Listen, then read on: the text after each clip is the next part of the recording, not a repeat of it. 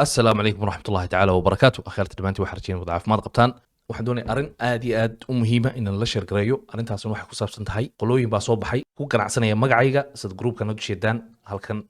maxamed jaamac finance bay la baxeen 540 qof ayaa ku jira oo magacayga ay ku qaraabanayaan dadka marka waan iga digayaa arrin aad iyo aad u xasaasiya weeyaan dadkana bariyahan way soo bateen oo ku ganacsanaya magacyada ustaadiyada groupadaas oo kale haddii cid ka socota ay nala soo hadasho ha u jawaabina haddii ay yiraahdaan fursado maalgashi ayaa jira waa been waa scam ka taxadura dad ayaa hadda ila soo wadaagay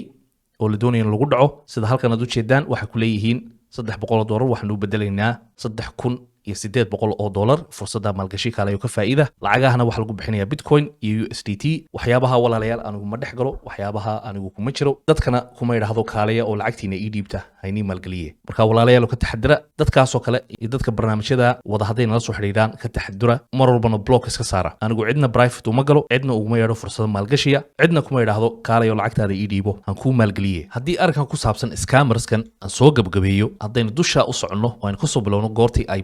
waxay bilaabeen October 5 2023 dad halka u jeedaan magaca waxay ku bilaabeen dad Asiana oo halka ay soo dhigeen maartay lacagaha ay u soo direen iyo lacaga beenbeen oo ay yiraahdeen dadkaasi way heleen marka sida sheegay akhyaarta ka taxadura barnaamijyadan runtiina mar walba waan uga dignaa dadka in barnaamijyada noocaas oo kale ah ina dadka lagu dhaco historygoodii oo dhan wayna ka imika eegayna forex iyo scam meeran ay dadka ku waaleen ugu dambeyntiina si ay ummadda Soomaaliyeed u dhacaana magacayga ay isticmaalayaan